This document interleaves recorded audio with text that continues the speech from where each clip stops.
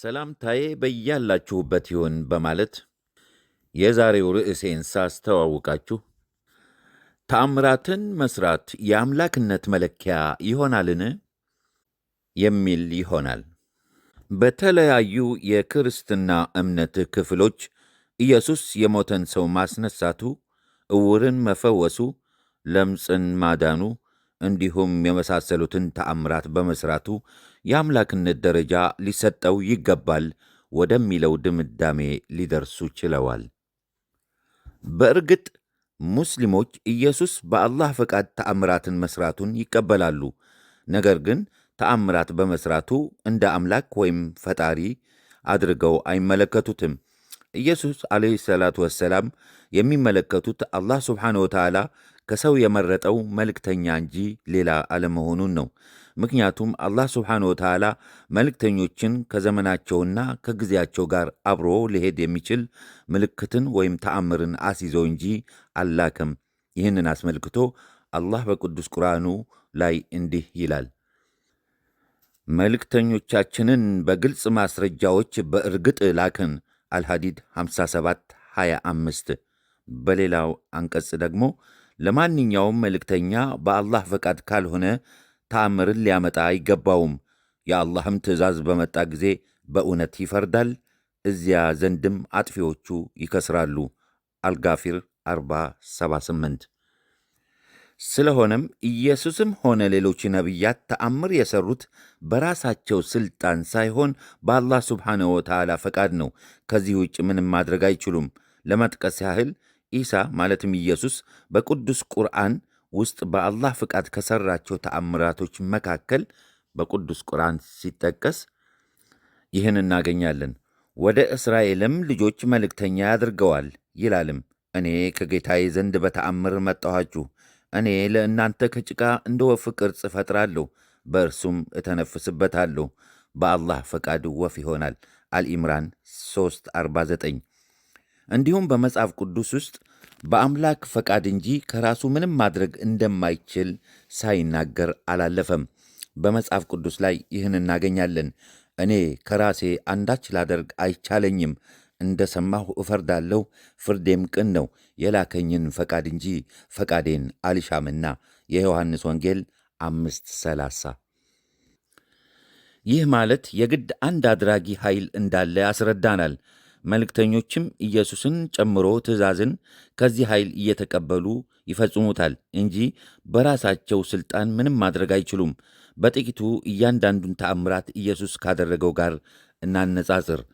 እንደ ቅዱስ ቁርአንና መጽሐፍ ቅዱስ አስተምሮ ኢየሱስ ከሠራው ተአምራቶች መካከል የመጀመሪያው ምን ነበር? ቅዱስ ቁርአን ላይ ይህን እናገኛለን። በሕፃንነቱና በፈኒሳነቱ ሰዎችን ያነጋግራል፣ ወደ እስራኤልም ልጆች መልእክተኛ ያደርገዋል ይላልም፣ እኔ ከጌታዬ ዘንድ በተአምር መጣኋችሁ። እኔ ለእናንተ ከጭቃ እንደ ወፍ ቅርጽ እፈጥራለሁ፣ በእርሱም እተነፍስበታለሁ፣ በአላህም ፈቃድ ወፍ ይሆናል። በአላህ ፈቃድ ዕውር ሆኖ የተወለደን ለምጻንም አድናለሁ፣ ሙታንንም አስነሳለሁ። አልኢምራን 3:45-49። እናም መላእክትም ለማርያም ሊያበስሯት በመጡ ጊዜ አንድ የተስፋ ቃል ወይም ትንቢት ነግረዋት ነበር። እሱም ኢሳ ማለትም ኢየሱስ ገና በሕፃንነቱ በእናቱ አንቀልባ ሳለ ሰዎችን እንደሚያናግር ሲተነብዩ፣ ይህም ትንቢት ባዶ የተስፋ ቃል ሆኖ አልቀረም። በቀጣዩ አንቀጽ ፍጻሜን አገኘ። በቁርአንም እንዲህ የሚል እናገኛለን፣ በእርሱም የተሸከመችው ሆና ወደ ዘመዶቿ መጣች። መሬም ሆይ ከባድ ነገር በእርግጥ ሠራሽ አሏት። የሃሩን እህት ሆይ አባትሽም መጥፎ ሰው አልነበረም፣ እናትሽም አመንዝራ አልነበረችም አሏት። ወደ እርሱም ጠቀሰች። በአንቀልባ ያለን ሕፃን እንዴት እናነጋግራለን አሉ። ሕፃኑም አለ፣ እኔ የአላህ ባሪያ ነኝ፣ መጽሐፍን ሰጥቶኛል፣ ነቢይም አድርጎኛል፣ ቤትም ስፍራ ብሆን ብሩክ አድርጎኛል። መሬም 19:30። መሬም የወለደችውን ልጅ ተሸክማ ወደ ሕዝቦቿ በመጣች ጊዜ አይሁዶች ተገረሙ። አወላለዷን ጥያቄ ውስጥ በማስገባት እንዴት ከጋብቻ ውጭ አመንዝራ ዲቃላ ወልዳ ትመጣለች? እንዴትስ የሃሩንን ቤተሰብ ታዋርዳለች? አሉ። መርየም እንዴት ታስረዳቸው? ሕዝቡ በተላበሰው አሉባልታዊ ስሜት የእሷን ገለጻ ለመቀበል ዝግጁ አልነበረም። አላህ ስብሓነ ወተዓላ ግን አንቺን ለማናገር አንድ ሰው ቢፈልግ ዝምታን ተስያለሁ በይ ብሏት ነበርና ወደ ልጇ አመላከተች። በቅዱስ ቁርአንም እንዲህ ይገልጸዋል። ቢም ጠጪም ተደሰቺም፣ ከሰዎችን አንድን ብታይ እኔ ለአርረሕማን ለአዛኙ አምላክ ዝምታን ተስያለሁ፣ ዛሬም ሰውን በፍጹም አላነጋግርም በይ። መርየም 19:26። አይሁዶች በአግራሞት ላይ አግራሞት ጨመሩ። ከጋብቻ ውጪ አመንዝራ ዲቃላ ወልዳ የመጣችው አንሷት፣ አሁን ደግሞ በእቅፍ ያለን መናገር የማይችልን ሕፃን አናግሩ፣ እንዴትስ ታሾፍብናለች አሉ። በዚህ ጊዜ ነበር ሁሉን ቻይ የሆነው አላህ ለኢሳ የመናገር ችሎታ የሰጠው። ኢሳም ተናገረ፣ ለእናቱም ጥብቅና ቆመ። ከአይሁድም ቅጥፈት የተሞላበት ውንጀላ ነፃ አወጣት። እነሱ እንደሚሉት በአመንዘራነት የተገኘ ሳይሆን የተከበረ የአላህ ባሪያና መልእክተኛ መሆኑን አወጀ። ይህ ነው የኢሳ ኢየሱስ የመጀመሪያው ተአምር በቅዱስ ቁርአን። በመጽሐፍ ቅዱስስ ኢየሱስ የመጀመሪያው ተአምሩ ምን ነበር? በመጽሐፍ ቅዱስ ላይ ይህን እናገኛለን። በሦስተኛውም ቀን በገሊላ ቃና ሰርግ ነበር። የኢየሱስም እናት በዚያ ነበረች። ኢየሱስም ደግሞ ደቀ መዛሙርቱም ወደ ሰርጉ ታደሙ። የወይን ጠጅም ባለቀ ጊዜ የኢየሱስ እናት የወይን ጠጅ እኮ የላቸውም አለችው። ኢየሱስም አንቺ ሴት ከአንቺ ጋር ምን አለኝ? ጊዜ ገና አልደረሰም አላት። እናቱም ለአገልጋዮቹ የሚላችሁን ሁሉ አድርጉ አለቻቸው። አይሁድም እንደሚያደርጉት የማንጻት ልማድ 6 የድንጋይ ጋኖች በዚያ ተቀምጠው ነበር። እያንዳንዳቸውም 2 ወይም 3 እንስራ ይይዙ ነበር። ኢየሱስም ጋኖቹን ውሃ ሙሏቸው አላቸው። እስከ አፋቸውም ሞሏቸው። አሁን ቀድታችሁ ከአሳዳሪው ስጡት አላቸው። ሰጡትም። አሳዳሪውም የወይን ጠጅ የሆነውን ውሃ በቀመሰ ጊዜ ከወዴት እንደመጣ አላወቀም። ውሃውን የቀዱት አገልጋዮች ግን ያውቁ ነበር። አሳዳሪው ሙሽራውን ጠርቶ ሰው ሁሉ አስቀድሞ መልካሙን የወይን ጠጅ ያቀርባል፣ ከሰከሩም በኋላ መገናኛውን አንተስ መልካሙን የወይን ጠጅ እስካሁን አቆይተሃል አለው። ኢየሱስም ይህን የምልክቶች መጀመሪያ በገሊላ ቃና አደረገ፣ ክብሩንም ገለጠ፣ ደቀ መዛሙርቱም በእርሱ አመኑ ይላል የዮሐንስ ወንጌል 2:1-11። እንግዲህ ኢየሱስ ውሃን ወደ ወይን ጠጅ መቀየሩ በመጽሐፍ ቅዱስ ከተጠቀሱት ተአምራቶች የመጀመሪያው ነው። እዚህ ላይ የሚነሳው ጥያቄ ሰው ሁሉ አስቀድሞ መልካሙን የወይን ጠጅ ያቀርባል፣ ከሰከሩም በኋላ መናኛውን። እንደምታዩት ወይን ጠጁን የጠጡት ሰዎች ሰክረዋል። በአስከሪ መጠጥ ሰውን ማስከሩ እንዴት ከተአምር ተቆጠረ? በብዙ ቦታ ላይ አስካሪ የሆነውን ወይን ጠጅ መጽሐፍ ቅዱስ ይከለክላል። ለምሳሌ መጽሐፍ ቅዱስ ላይ ይህን እናገኛለን። ስካሮች ወይም ተሳዳቢዎች ወይም ነጣቂዎች የእግዚአብሔርን መንግሥት አይወርሱም ይላል ወደ ቆሮንቶስ ሰዎች 1:6-10። በሌላው ጥቅስ ላይ ደግሞ መጽሐፍ ቅዱስ ላይ መንፈስ ይሙላባችሁ እንጂ በወይን ጠጅ አትስከሩ፣ ይህ ማባከን ነውና ይላል ወደ አፌሶን ሰዎች 5:18። አንደኛ ከኢየሱስ ተአምራቶች አንዱ ዓይነ ስውርን መፈወሱ ነው። በቅዱስ ቁርአን ይህን እናገኛለን። በአላህ ፈቃድ ዕውር ሆኖ የተወለደን ለምጻንም አድናለሁ አልኢምራን 3:49። መጽሐፍ ቅዱስ ላይ ደግሞ ይህን እናገኛለን። ዕውሩንም አይዞህ ተነሳ ይጠራሃል ብለው ጠሩት። እርሱም እየዘለለ ተነሳና ልብሱን ጥሎ ወደ ኢየሱስ መጣ። ኢየሱስም መልሶ ምን ላደርግልህ ትወዳለህ አለው። ዕውሩም መምህር ሆይ አይ ዘንድ አለው። ኢየሱስም ሂድ እምነትህ አድኖሃል አለው። ወዲያውም አየ፣ በመንገድም ተከተለው። የማርቆስ ወንጌል 10:49-52። በእነዚህ አንቀጽ ኢየሱስ ዓይነ ስውርን መፈወሱን እንረዳለን። ዓይነ ስውርን ያዳነው የፈወሰው ኢየሱስ ብቻ ነው ወይስ ሌሎችም ይህን ተአምር ሰርተዋል? መጽሐፍ ቅዱስ ላይ ይህን እናገኛለን። ኤልሳዕም አቤቱ ያይ ዘንድ ዓይኖቹን እባክህ ግለጥ ብሎ ጸለየ። እግዚአብሔርም የብላቴናውን ዓይኖች ገለጠ፣ አየም። መጽሐፈ ነገሥት ካልዕ 6:17። እንደገና መጽሐፍ ቅዱስ ላይ ይህን ጥቅስ እናገኛለን። ኤልሳዕ ይህን ሕዝብ ዕውር ታደርገው ዘንድ እለምንሃለሁ ብሎ ወደ እግዚአብሔር ጸለየ። ኤልሳዕም እንደተናገረው ቃል ዕውር አደረጋቸው። ኤልሳዕም ወደ ሰማርያም በገቡ ጊዜ ኤልሳዕ አቤቱ ያዩ ዘንድ የእነዚህን ሰዎች ዓይኖች ዓይን ግለጥ አለ። እግዚአብሔርም ዓይኖቻቸውን ገለጠ፣ እርሱም እነርሱም አዩ። መጽሐፈ ነገሥት ካልዕ 6 ከ18 እስከ 20። ኢየሱስ እንዳደረገው ሁሉ ኤልሳዕም አድርጓል። ኤልሳዕ ኢየሱስ እንዳደረገው ስላደረገ የአማልክነት ደረጃ ለምን አልተሰጠውም? ሁለተኛ፣ ኢየሱስን አምላክ ሊያሰኘው ከቻለው ሌላው ሙታንን ማስነሳቱ ነው። ማስነሳቱ እንደሆነ ክርስቲያኖች ይናገራሉ። እውን እሱ ብቻ ነው ሙታንን ያስነሳው ብለን እንጠይቃለን። በቅዱስ ቁርአን ይህን እናገኛለን። በአላህ ፈቃድ ዕውር ሆኖ የተወለደን ለምጻንም አድናለሁ፣ ሙታንንም አስነሳለሁ። አልኢምራን 349። መጽሐፍ ቅዱስ ላይ ደግሞ ይህን እናገኛለን። አባት ሆይ ስለ ሰማኸኝ አመሰግንሃለሁ፣ ሁልጊዜም እንደምትሰማኝ አውቃለሁ። ነገር ግን ይህን ያልሁት እዚህ የቆሙት ሰዎች አንተ እንደ ላከኝ እንዲያምኑ ብዬ ነው አለ።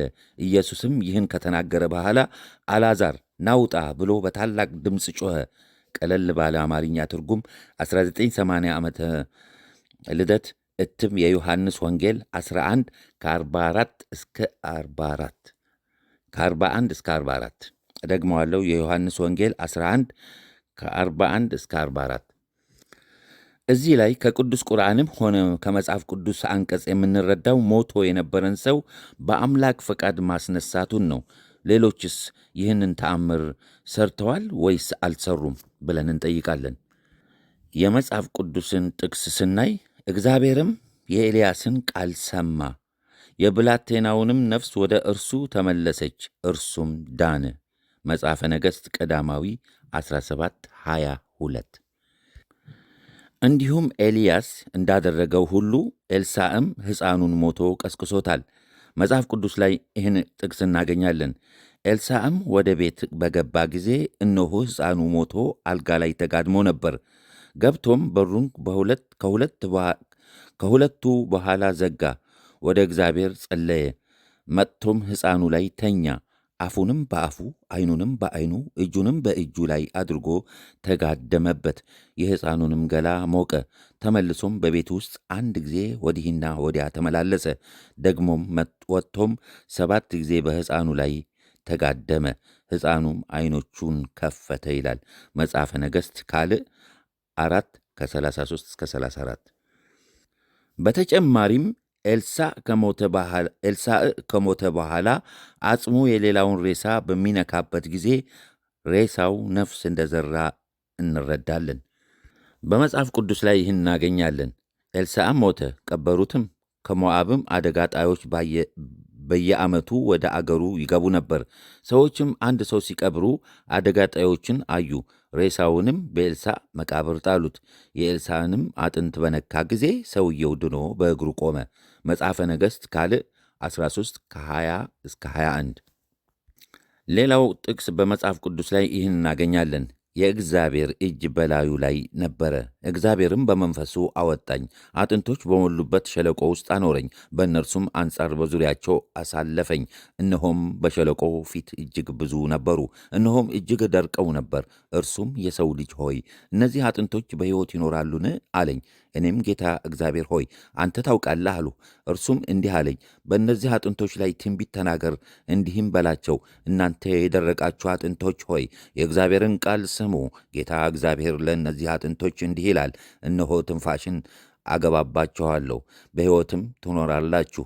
ጅማትም እሰጣችኋለሁ፣ ሥጋም አወጣባችኋለሁ። በእናንተም ላይ ቁርበትን እዘረጋለሁ፣ ትንፋሽንም አገባባችኋለሁ፣ በሕይወትም ትኖራላችሁ። እኔም እግዚአብሔር እንደሆንኩ ታውቃላችሁ። ትንቢተ ሕዝቅኤል 37 ከ1 እስከ 10። እንግዲህ ይህን አንቀጽ ያየነው እንደሆነ ሕዝቅኤል ከኢየሱስ በበለጠ ሁኔታ ብዙ አጥንቶችን በአላህ ፈቃድ ሕያው ያደረገው። ስለዚህ ለምን የአምላክ ደረጃ አልተሰጠውም? ሙስሊሞች እንደምንረዳው ለየትኛውም ነቢይ የአምላክነት ሥልጣን አይሰጠውም። ምክንያቱም ሁሉም ተአምርን የሠሩት በአምላክ ፍቃድ ሥልጣን እንጂ በራሳቸው አንዳችም አልሠሩም።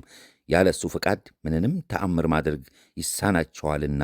ይህንንም አስመልክቶ በመጽሐፍ ቅዱስ ውስጥ ብንመለከት ኢየሱስ በአንድ ወቅት ተአምርን ማምጣት ተስኖት ነበር።